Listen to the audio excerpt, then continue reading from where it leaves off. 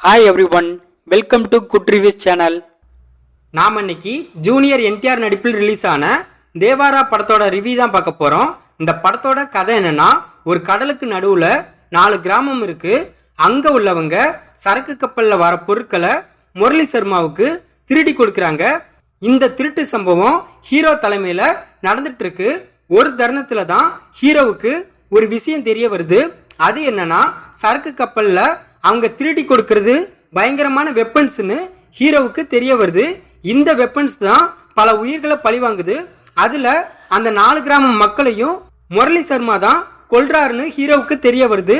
இதுக்கப்புறம் ஹீரோ திருட்டு தொழிலை விட்டுட்டு மீன் பிடிச்சி லைஃபை ரன் பண்ணலாம்னு நினைக்கிறாரு.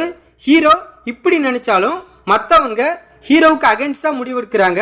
இதுக்கப்புறம் திருட்டு தொழிலை ஹீரோ எப்படி தடுத்து நிறுத்தினாரு, இதுக்கப்புறம் நடந்த சம்பவம் என்ன, இதுதான் இந்த படத்தோட கதை.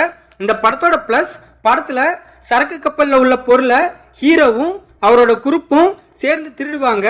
அந்த சீன்லாம் நல்லா இருந்துச்சு. ஜூனியர் என்டிஆர் டபுள் கேரக்டர் பண்ணியிருக்காரு. அவரோட கதாபாத்திரத்தை நீட்டா பண்ணியிருக்காரு. அதுலயும் தேவாரா கேரக்டரை ரொம்ப நல்லா பண்ணியிருக்காரு. சைஃப் அலி கானும் தன்னோட கதாபாத்திரத்தை ஓகேவா பண்ணியிருக்காரு.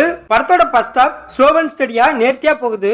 படத்தோட செகண்ட் ஹாஃப்ல உள்ள ட்விஸ்ட் அண்ட் டர்ன்ஸ் ஓகேவா இருக்கு. தேவாரா பார்ட் 2க்கு லீடு கொடுத்து முடிச்சிருக்காங்க, அதுவும் பரவாயில்லாம இருக்கு. படத்துல அனிருத்தோட மியூசிக் படத்துக்கு பக்கபலமா இருக்கு. நார்மல் சீன்ஸை கூட நல்லா எலிவேட் பண்ணி காமிச்சிருக்காரு. படத்தோட சினிமோட்டோகிராஃபி செமையா இருக்கு.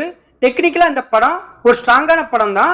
படத்துல உள்ள சிஜி அண்ட் விஎஃப்எக்ஸ் நல்லா இருக்கு. இந்த படத்தோட மைனஸ், படத்துல லாஜிக் அப்படிங்கிறது சுத்தமாவே இல்ல. படத்தோட நிறைய சீன்ல லாஜிக் அத்துமீறல இருக்கு. அதுலயும் குறிப்பிடும்படி சொன்னா, ஒரு சீன்ல 4 கிராம மக்கள் ஆயுத பூஜை விழா நடத்துவாங்க. அந்த நேரம் 4 கிராமத்துல இருந்தும் கிராமத்துல உள்ள 2 பேர் சண்டை போடணும். ஜூனியர் என்டிஆரும் சைஃப் அலி கானும் சண்டை போட்டுட்டே இருப்பாங்க. நைட்டு போடுற சண்டை, காலையில சூரிய உதயம் வர சண்டை போட்டுட்டே இருப்பாங்க. அதெல்லாம் கொஞ்சம் கூட ஏத்துக்க முடியல.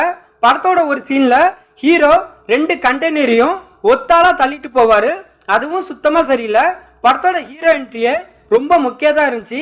படத்துல உள்ள மாசின்ஸ் எல்லாமே ஓவர் டோஸான மாதிரி தான் இருக்கு. படத்துல ஜூனியர் என்டிஆர் சைஃப் அலி கான் கேரக்டர் தவிர வேற எந்த கேரக்டரையும் ரைட்டிங்ல ஒழுங்கா டிசைன் பண்ணல. படத்துல கலையரசன், சைம்டம் சக்கோ, ஸ்ரீகாந்த் இப்படி நிறைய ஸ்டார் நடிகர்கள் இருந்தாலும் அவங்க கேரக்டருக்கு இம்பார்ட்டன்ட் கொடுக்கல. படத்தோட செகண்ட் ஹாஃப் ரொம்ப லேகிங்காவும் போரிங்காவும் இருக்கு. படத்துல ஜான்வி கபூரை கிளாமருக்காக மட்டும்தான் படத்துல யூஸ் பண்ணிருக்காங்க. ஜான்வி கபூர் படத்துக்கு சுத்தமாவே தேவையில்லை. படத்துல பத்த வைக்கும் சாங்கை தவிர வேற எந்த சாங்கும் படத்துல நல்லா இல்ல. கொரட்டலா சிவா இந்த படத்தை டைரக்ட் பண்ணிருக்காரு.